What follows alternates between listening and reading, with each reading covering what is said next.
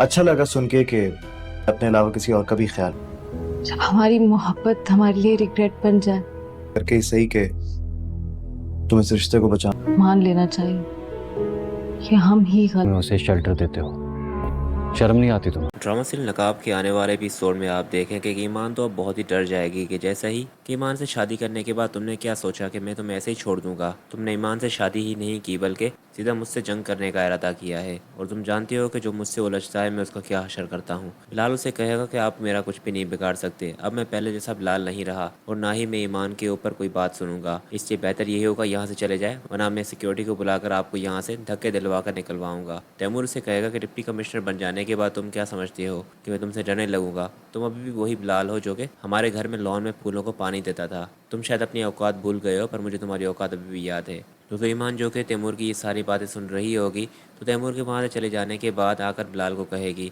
कि अगर तैमूर ने आपको कोई नुकसान पहुँचाने की कोशिश की तो क्या होगा।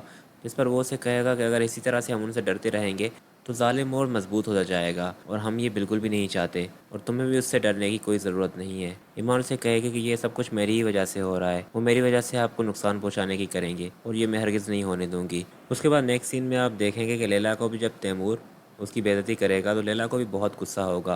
लैला जो कि अब ये समझ रही है कि बिलाल से तलाक मिल जाने के बाद अब वो आराम से तैमूर की हो सकती है, पर तैमूर जब उसे यूज़ टू कहकर चला जाएगा कि मैं उतरन नहीं पहना करता और वैसे भी मेरी बीवी है, अपना घर है और इसलिए मेरा ख्याल अपने दिमाग से निकाल दो। तो ये जब सारी बातें लैला के दिमाग में चल रही होंगी तो उसे बहुत ही गुस्सा आ रहा होगा। जिस पर उसकी माँ आकर उसे कहेगी कि बिलाल से तुमने तलाक तो ले ली है पर खुद का घर तुमने तबाह किया है।